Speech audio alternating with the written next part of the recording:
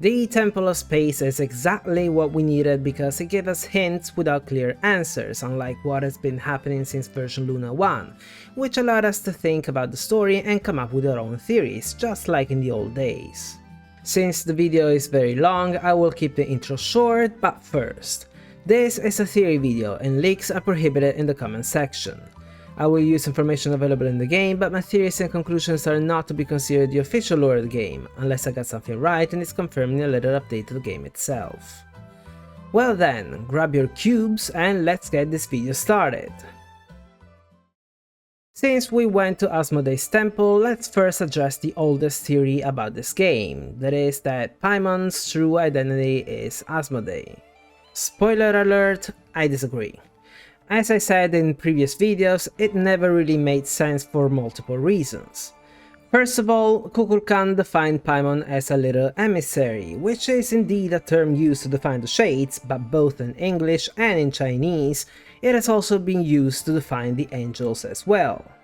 Since Paimon is supposedly our guide, even though she literally knows nothing beyond Mondstadt, and the angels have always been the guides of humanity, her being an angel would make way more sense. Then, in God's Limits, we learn that the Shades, Renova more than the others, are actively looking for Asmodai and they're even using tricks to lure her out. Now, we met Renova in Oshkanatlan and Paimon was right there beside us. If she were Asmodai, we could even think that this chibi transformation might have tricked Yokultekutin, preventing her from recognizing who Paimon really was, but she definitely wouldn't have tricked Renova.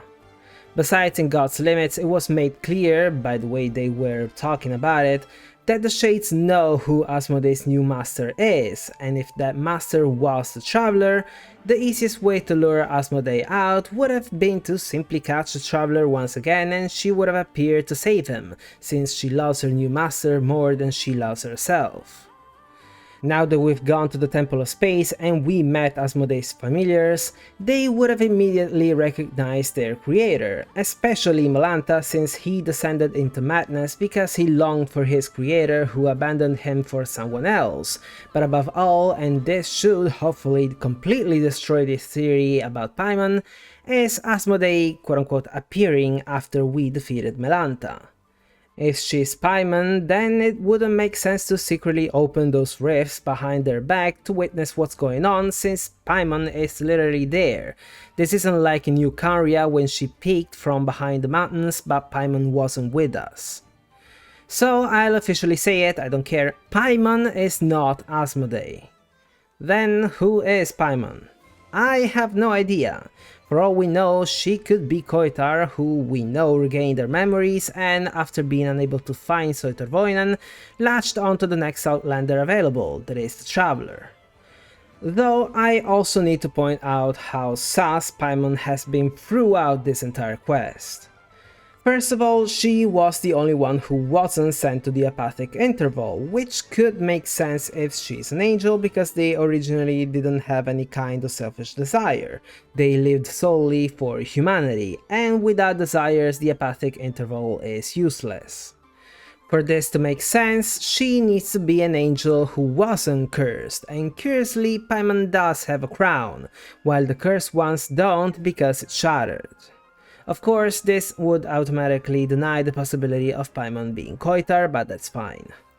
The other apparently weird occurrence is Paimon suddenly being oblivious of the age in which Nibelung tore the sky open, since Nicole told us that Story and Paimon was present, but they did that because this quest can be played by anyone without requirements.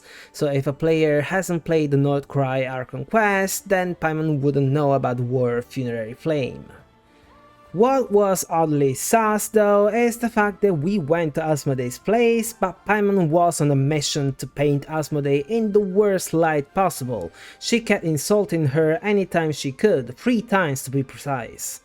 It sounded like she really needed to remind the Traveler that he's supposed to hate and despise her, probably because he was completely fine and seemed not to hold a grudge against her anymore.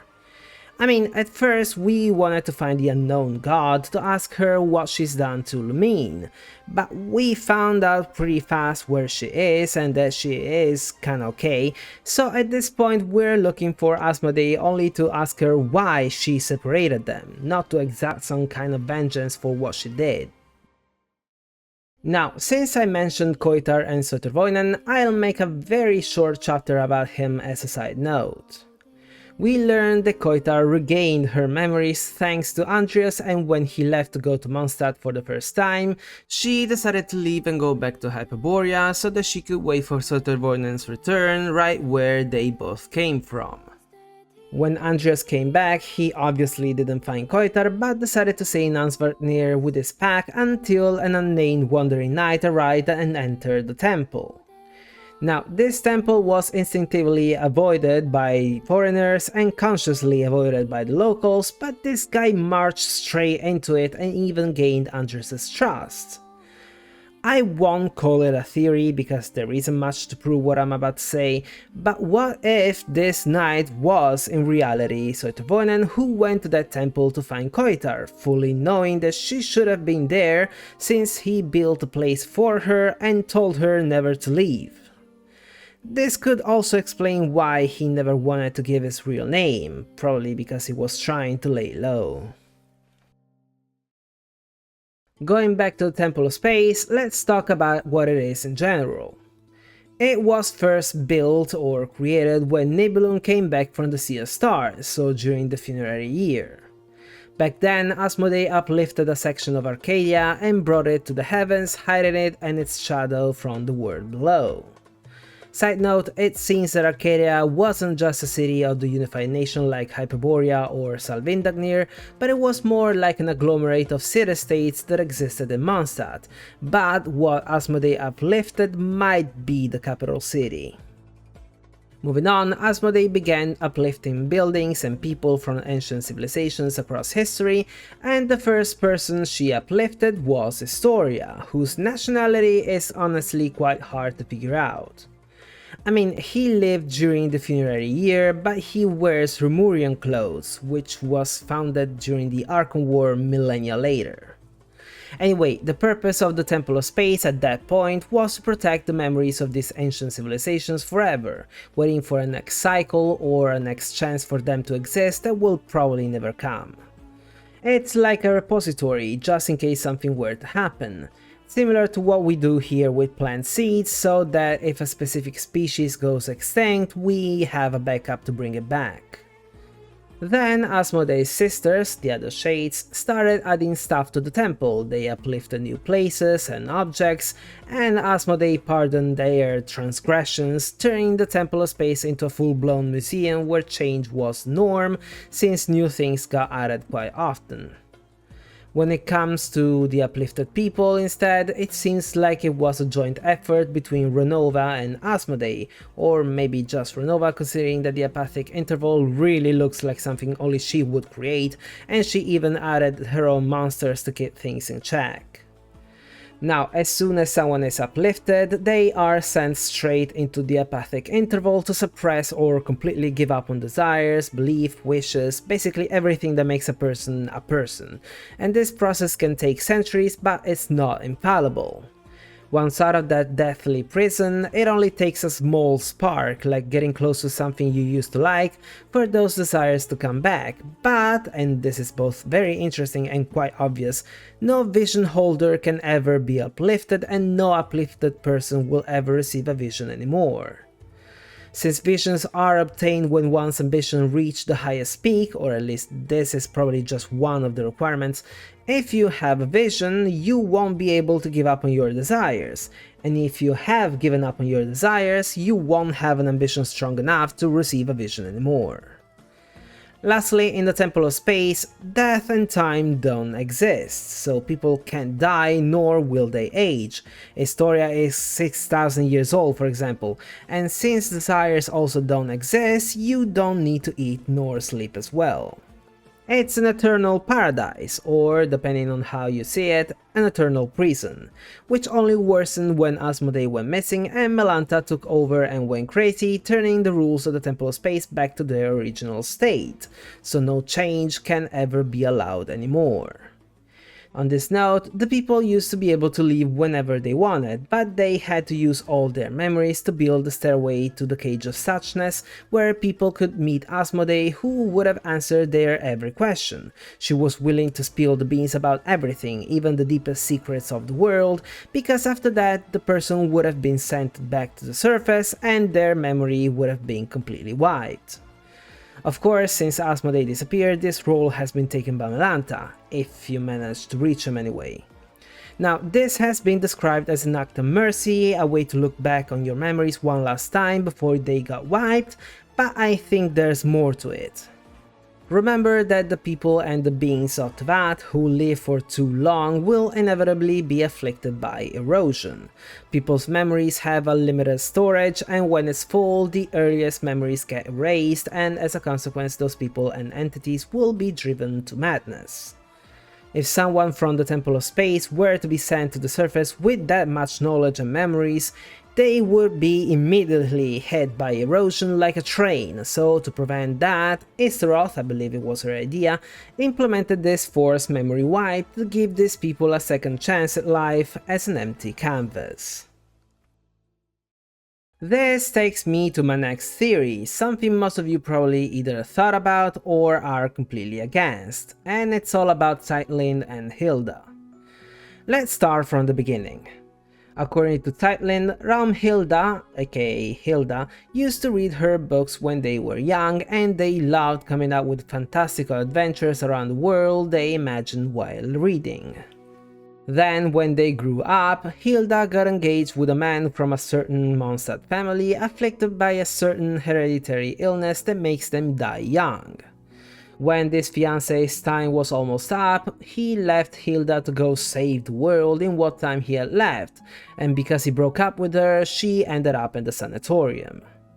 Now, the sanatoria were places usually built in the countryside where people with serious diseases like tuberculosis were sent to in order to be treated, but they also accepted people with hysteria, alcoholism, and in our case, emotional exhaustion, that is, mental health issues like the melancholy Hilda suffered from, which in the past was seen, as Historia also told us, as a serious disease. Going back to Hilda, when the sanatorium was about to be closed, Hilda decided to end it all. She had a tombstone carved for her, then she went for a midnight walk and coincidentally met Nihilita and Dex, who sent her to the Temple of Space bypassing the apathic interval, so Hilda kept her desires and wishes intact. There she befriended the inhabitants of the temple, adventured across the various themed areas, and when Melanta went completely crazy, she decided to use her own memories to climb up to the Cage of Suchness to confront him. They had an animated discussion, Hilda was sent down to the surface and her memory got wiped, meaning that she is still alive but doesn't even know who she is anymore, while Melanta, furious, broke half of the stairway Hilda built with their memories. This whole story clearly has a few problems.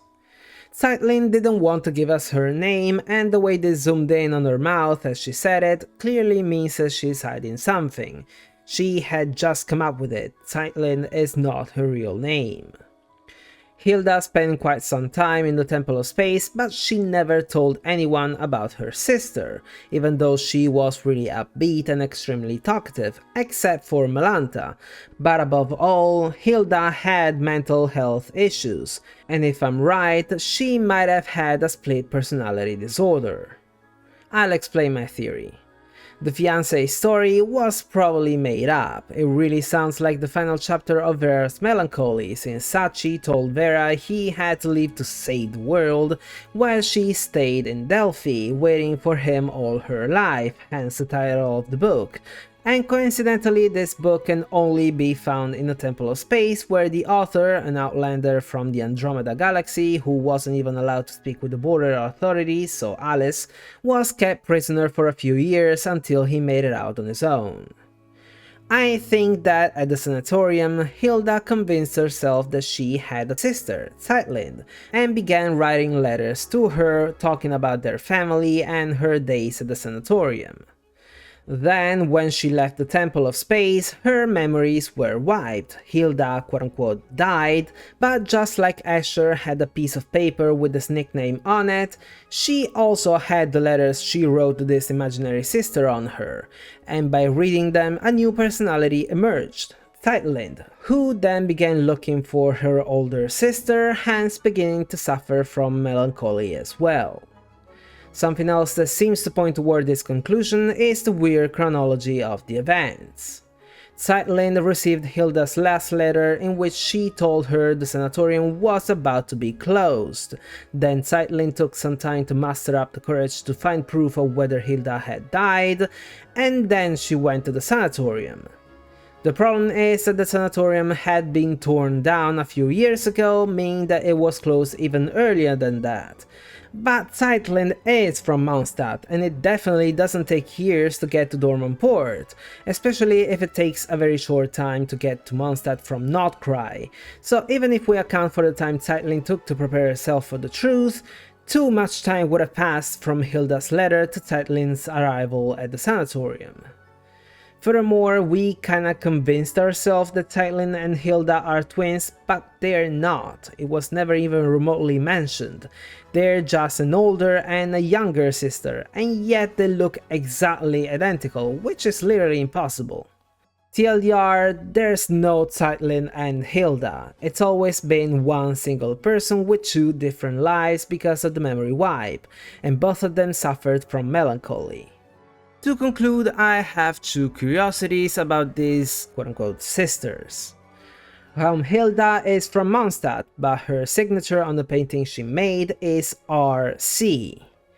The R stands for Hilda, so there's no problem, while the C should be her last name, but in Mondstadt no one has a last name except for the members of the aristocracy, although of the noble families we know of, none begin with a C. The other curiosity is actually about the two sisters' names.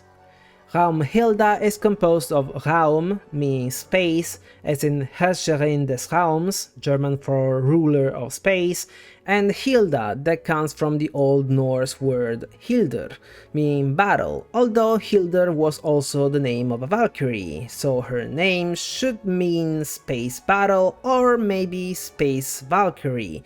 And you know, Asmoday, the ruler of space, does look like Kiana. Zeitlind instead is composed of Zeit, meaning time, and Lind, meaning gentle, so gentle time. The devs probably use Hilda and Zeitlind to represent Asmoday and Esteroth, the two main figures behind the Temple of Space itself, since it was once connected to the Temple of Time, the Temple of the Thousand Winds, that was left on the ground and fell into ruin. Anyway, if you think that Asmoday and Esteroth are two entities that split from the Heavenly Principles, almost like two segments in the Torres terms, it kinda hints at Hilda and Zeitlind being the same person as well. Before the final chapter of this video, we need to talk about the Primordial Human. Turns out that the Primordial Human is just one entity, not the earliest version of humanity that lived in the era when the laws of Tevat didn't exist yet. Now, there's a heretical parable according to which the Heavenly Principles created a being in its own likeness, so a being of light, that was later stolen by the King of Darkness, I suppose whoever rules the Abyss. As a consequence, having both the power of light and the power of darkness in its body, this being came to possess both good and evil. To this, let's add the fact that if the descendants of this entity are the humans, the children of humanity, it should mean that the Primordial Human was a woman due to the ability to generate life, which kinda reminds me, minus the kidnapping, of Lilith's story, the first woman created by God who didn't want to submit to Adam, rebelled against God, left the Garden of Eden and got together with the fallen angels bearing their children, hence creating the demons. Lilith is technically a being of light who got corrupted by the powers of darkness, so the story almost matches. That being said, now that we know this myth, what Raindaughter has done makes complete sense. She wants to create a primordial human through alchemy. She obtained the power of the abyss during the cataclysm, and then she looked everywhere for Nabiris' heart in order to become the new shade of life, a being of light. With both powers, she's very close to achieving her goal, it seems. To conclude, it's time to talk about the most important theory of the video. Who is Asmoday's master? Well, as we said before, it just can't be the Traveler for obvious reasons, but Melanta told us something pretty interesting. Since I picked Aether as the Traveler, Melanta said, "My creator, my lord, why would you choose her and abandon me?" And then a little later, he said that he initially thought Asmoday took Lumine as a form of punishment for what she did in Ancaria, but now he fears there's more to it, and just like there's some hidden truth behind the heretical myth of the Primordial Human being birthed by both light and darkness, there are some hidden truths behind Asmoday's decision to take Lumine as well, only he can comprehend them. Now, going back to what we said about the Shades trying to bait Asmodee out of hiding by catching her new master, if said master lives in the Abyss, it's quite obvious why they haven't been able to even try, since they simply can't go down there.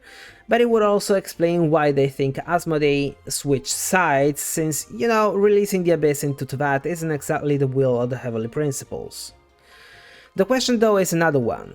Does Lumine even know that she's Asmodee's new master? I suspect that she actually doesn't. Asmodee took that decision on her own, and the reason might be the same as the one I proposed in the Luna 6 special program analysis. Asmodee has been saving fragments of ancient civilizations, many of which were destroyed by the Heavenly Principles themselves. She might not be capable of understanding humanity and their emotions, but it's clear that she cares about them to the point of, most likely, becoming the infamous Primordial One the Enkanomians, or should I say the people of Delphi Pytho, worshipped along its three other shades.